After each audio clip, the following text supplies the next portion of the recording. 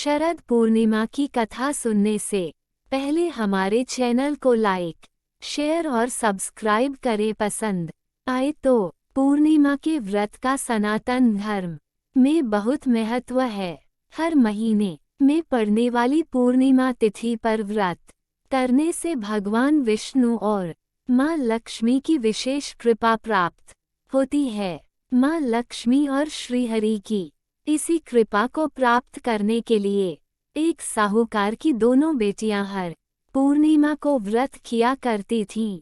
इन दोनों बेटियों में बड़ी बेटी पूर्णिमा का व्रत पूरे विधि विधान से और पूरा व्रत करती थी। वहीं छोटी बेटी व्रत तो करती थी लेकिन नियमों को आडंबर मानकर उनकी अनदेखा करती थी। विवाह योग्य होने पर साहूकार ने अपनी दोनों बेटियों का विवाह कर दिया। बड़ी बेटी के घर समय पर स्वस्थ संतान का जन्म हुआ।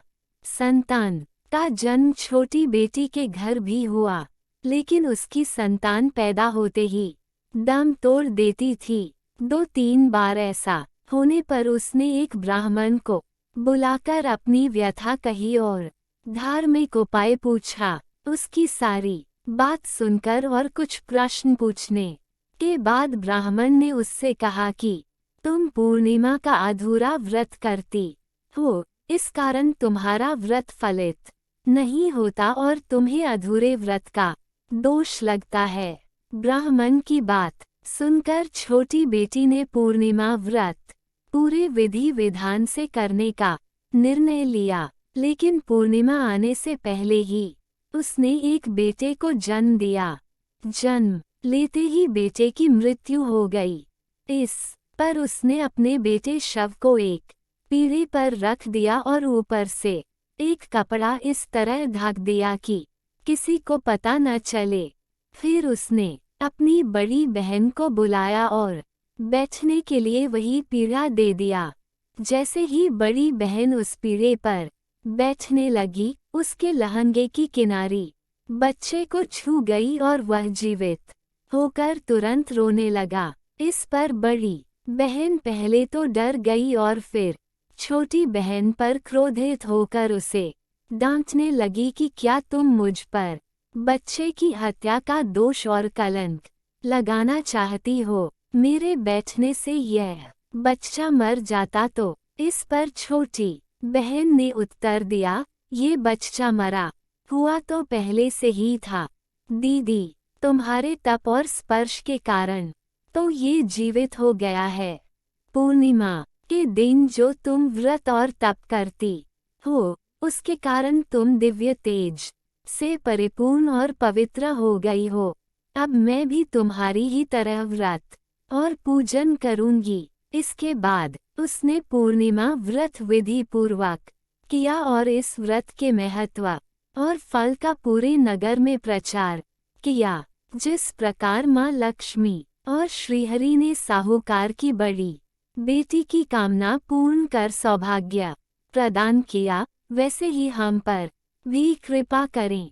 शरद पूर्णिमा पूजा विधि: सुबह स्नान के बाद घर के मंदिर की सफाई करें। ध्यान पूर्वक माता लक्ष्मी और श्रीहरि की पूजा करें। फिर गाय के दूध में चावल की खीर बनाकर रख लें। लक्ष्मी माता और भगवान विष्णु की पूजा करने के लिए लाल कपड़ा या पीला कपड़ा चौकी पर बिछाकर माता लक्ष्मी और भगवान विष्णु की प्रतिमा इस पर स्थापित करें। तांबे अथवा मिट्टी के कलश पर वस्त्र से ढकी हुई लक्ष्मी जी की स्वर्णमयी मूर्ति की स्थापना कर सकते हैं। भगवान की प्रतिमा के सामने घी का दीपक जलाएं, धूप करें। इसके बाद गंगाजल से स्नान कराकर अक्षत और रोली से तिलक लगाएं। तिलक करने के बाद मीठे, सफेद या पीली मिठाई से भोग लगाएं। लाल या पीले पुष्प अर्पित करें। माता लक्ष्मी को गुलाब का फूल अर्पित करना विशेष फलदायी होता है। शाम के समय चंद्रमा निकलने पर मिट्टी के 100 दिए या अपनी सामर्थ्य के अनुसार दिए गाय के शुद्ध घी से जलाएं। इसके बाद खीर को कई छोटे बर्तनों में भरकर छलनी से ढककर चंद्रमा की रोशनी में रख दें। फिर पूरी रात तड़के 3 बजे तक इसके बाद ब्रह्म मुहूर्त शुरू हो जाता है। जागते हुए विष्णु सहस्त्रनाम का जप, श्री सूक्त का पाठ, भगवान श्री कृष्ण की महिमा, श्री कृष्ण मधुराष्टकम का पाठ और कनकधारा स्तोत्र का पाठ करना चाहिए। पूजा की शुरुआत में भगवान गणपति की आरती अवश्य करें। अगली सुबह ब्रह्म मुहूर्त में स्नान करके उस खीर को मां लक्ष्मी को अर्पित करें और प्रसाद रूप में वह खीर घर परिवार के सदस्यों में बांट दें। इस प्रकार जगत पालक और ऐश्वर्य प्रदायिनी की पूजा करने से सभी मनवांछित कार्य पूरे होते हैं।